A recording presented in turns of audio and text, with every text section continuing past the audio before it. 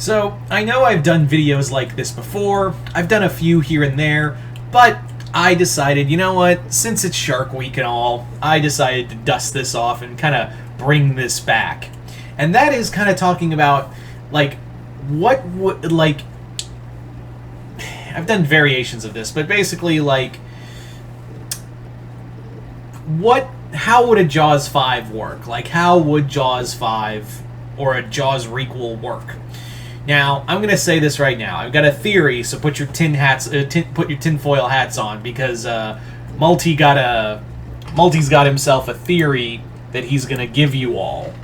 And I think it's been something some people have really talked about, and it's been discussed about a few times over. It's been talked about several times, and I think it's high time to give my general thoughts on the matter. And that, ladies and gentlemen, is that I think in the near future we will get a new Jaws movie. Not a matter of if, but more like a matter of when. Now, the reason why I think we'll get a new Jaws movie is a few reasons. First off, Blumhouse and Universal know how to make cheap movies on the fly, and effective movies, for the most part. The big thing you have to look at with this is that, well, they'll probably turn to Blumhouse, or if they want to do a bigger budget, they could go do it themselves. But the thing of why I think Blumhouse would be involved is because they've been doing a lot of big budget horror. I mean, hell, they did make some money back from even from Halloween Ends. So, yeah. And Megan also made them a shit ton of money. Plus, I imagine Exorcist will get them a lot of money too, while working with Warner Brothers. Now, but the thing of but it won't be Exorcist that will get them to do this, or the Universal monster movies they're doing. It will not be because of them. Like, I think the deciding factor of when we get a new Jaws movie, with or without Blumhouse, is gonna depend on the Twisters movie. If you guys remember, there is a new Twister movie, a sequel to the original film starring Helen Hunt. That is still happening, though I don't know where that is in production with the strike going on. So, with the writer's strike going on, the actors-writer's strike going on. But we will see. But let's just say, for sake of argument, that this is still going to go on. Like, this movie's still going to happen. We get Twisters. If Twisters does well, and that's the name of the title, is Twisters, if Twisters does well, and I do mean does well, that I think the next thing they'll dig up is Jaws. I think it really will be Jaws that will be the next one, and they may work with Blumhouse, they may work with Radio Silence, the people they're working with on the unnamed Universal monster movie. We don't know. Like, we generally don't know. But I do think it's going to happen. I do think a Jaws movie is going to happen. Maybe not now, but I guarantee you, they'll probably dig it up if Twisters does well, because they'll look at all their other... Because if one thing Hollywood studios love to do is that they really they know nostalgia brings money, and they know if something works, they're going to keep digging in that well again and again and again. They've run the river dry on Jurassic Park for the moment. Fast and Furious is coming to a close in about 2 more movies, not including spin-offs, mind you. Yeah, they've got so might as well go back to the thing that made them their the most buku money before Star Wars happened. And yes, I know Star Wars was under Universal, you know what I mean, when it made more money than they did. So yeah. So let's get into the nitty-gritty of how would you do a Jaws movie in this day and age. Well, obviously follow the same thing they've been doing with a lot of horror movies. Requel.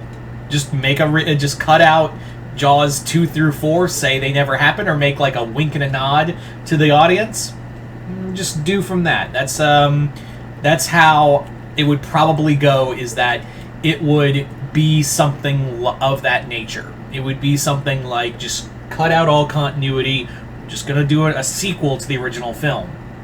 Now, the big thing is you need Richard Dreyfuss for this movie. There's no other way around it. You need Richard Dreyfuss to be part of this movie. So, yeah, you just call and get him. Just that's all you have to do.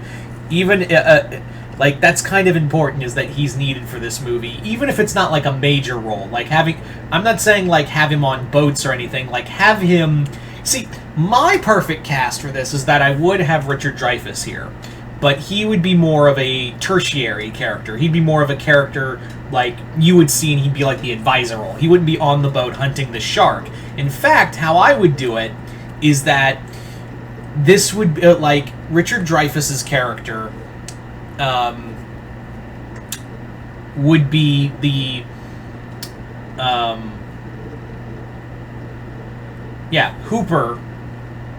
Yeah, why did I just say that? Like, I'm like, why didn't I just say Hooper? Yeah, I would have it that Hooper would be this. The character of Hooper would be a shadow to Peter Benchley, and what I mean by that is that after Peter Benchley wrote Jaws and the film became so popular, the ramifications are still being for these shark species has been felt to this day. So I would have it that after the events of the Amity Island incident, as it would be called, basically Hooper wrote a book about it and gave a thesis on rogue sharks and man-eaters, and it damaged human-shark relations from then on, and shark species have been pushed to the brink ever since, and he feels regret about it.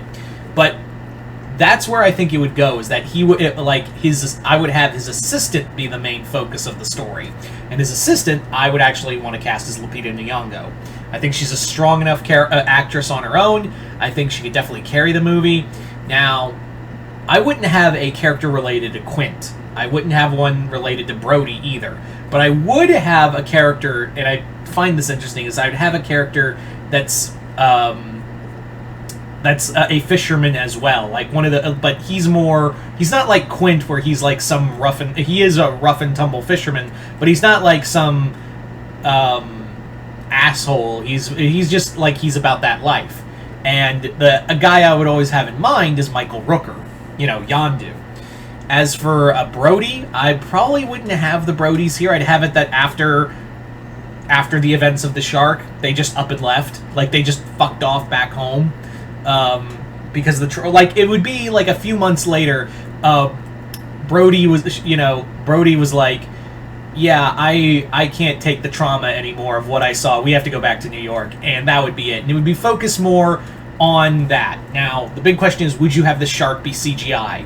In this day and age, CGI is inevitable, but I would have practical effects. And I think if you did this movie, you would have to do practical effects for a movie like this. There's no other way around it. You need to do practical effects for a movie like this. There's no, it would be yes, I acknowledge that we need CGI for this, and you would need to get damn good ones, and hopefully you would get Spielberg to get that, Spielberg money going, so maybe LMN or some shit like that.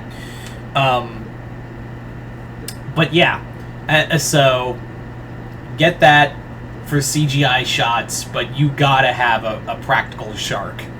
And for God's sakes, don't show the shark too much, okay? Don't show him too much. Also, for director, my fave pick is Mike Flanagan. He's my pick for director. And for composer, Bear McCreary, who most of you guys know best for doing the Godzilla King of the Monsters soundtrack and The Walking Dead and some stuff in Metalocalypse. He's really good. So anyway, there you go. Like, I just wanted to do a video in celebration of Shark Week, or if you think it's too hyped, like I do sometimes, for Shark Fest, or just sharks in general. They're cool. Sharks are cool. Anyway, so you guys tell me in the comments below, what did you guys think of this? Comment below, let me know. Other than that, I hope y'all enjoyed this. I'm Mr. Multiverse. I'll see you next time in the Multiverse.